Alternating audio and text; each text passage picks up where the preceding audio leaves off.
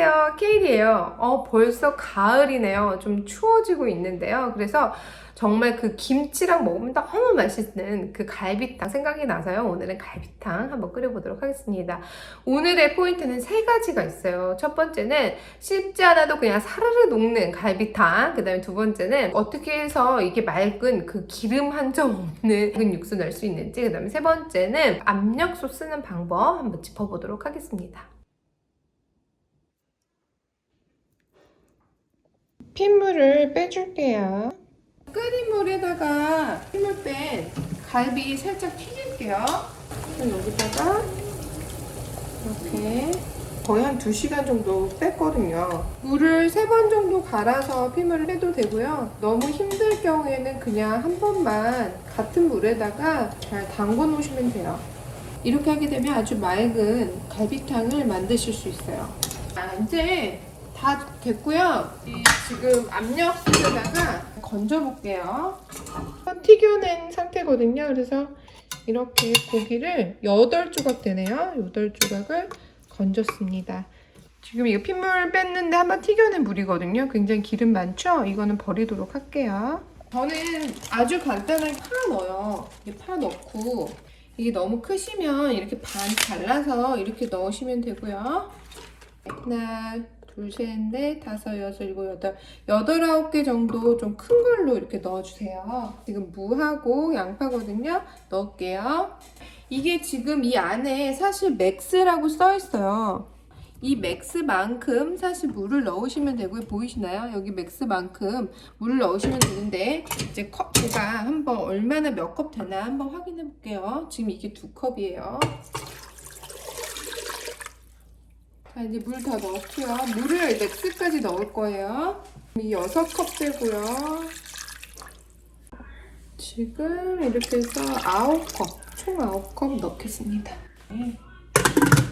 뚜껑을 옆으로 해서 닫습니다. 클릭 소리가 나죠? 그럼 된 거고요. 지금 1번이 있고 2번이 있는데 고기 같은 거는 2번이에요. 1번은 야채. 자, 이러면 이제 추가 여기에서 탁탁탁탁 소리 날 때까지 끓이도록 하겠습니다. 압력 1시 33분에 시작했는데요. 얼마 정도 걸리나 센 불에다가 좀 보겠습니다. 자, 보이시죠? 이게 지금 추가 올라오고 있어요. 추가 이제 완전히 빨간색까지 올라오면 그때 불을 끄시면 돼요. 아까 33분에 시작했는데 지금 52분이에요. 딱 20분 지났거든요. 그래서 이렇게 빨간축 올라오고 소리가 크게 나죠? 네, 다 됐다는 뜻이에요. 딱 1분 더 있다가 불 끌게요. 이 추가 저절로 내려갈 때까지 기다리도록 하겠습니다. 2시 17분인데요. 벌써 추가 많이 내려갔어요. 근데 자연스럽게 그냥 이게 더 식을 수 있게 도와줘야 돼요. 만약에 이걸 억지로 이렇게 문을 열면 이런 소리가 나요. 이런 소리가 나면 안 돼요. 지금 시간으로 보면 2시 47분이거든요. 그러니까 한 45분 정도 지났어요. 그러니까 한번 열어보도록 하겠습니다. 자, 이렇게 부드럽게 그냥 열리면 다 된 거예요. 지금 보시면 안에 기름 굉장히 많거든요. 그거 위에 있는 거 다 건져낼게요. 일단 이 지금 파하고 이런 거부터 먼저 건져낼 거예요. 그랑 그다음에 양파,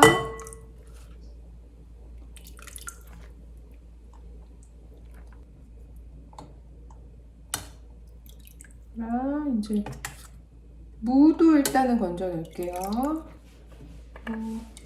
이제 바닥에 아까 전에 넣었던 마늘이 있어요. 마늘을 다 건져낼 거예요. 기름은 그냥 이런 식으로 건져내는데요. 먼저 위에 있는 것부터 건져내고 저는 여기다가 찬물을 살짝 넣어서 또 물을 보충해 주면서 기름이 좀 뜨는 거를 건져내기도 해요. 이 정도 기름 제가 없앴어요. 보이시죠? 여기 이 상태에서 제가 약간 차가운 물을 보충하도록 하겠습니다. 스프 켜고 다시 물 좀 보충할게요. 제가 지금 2컵 보충하고 있습니다. 집에 망이 있으시면 망을 꼭 사용해 주세요. 그러면 이렇게까지 안 하셔도 되거든요. 망이 없으신 분들은 이렇게 걸러주시면 돼요. 그래서 무는 1시간 반 정도 냄비에다 끓이시면 미리 꺼내시면 되지만 지금 이 압력솥에다 할 경우에는 많이 익었거든요. 그래서 저는 이거 그냥 버리도록 하겠습니다.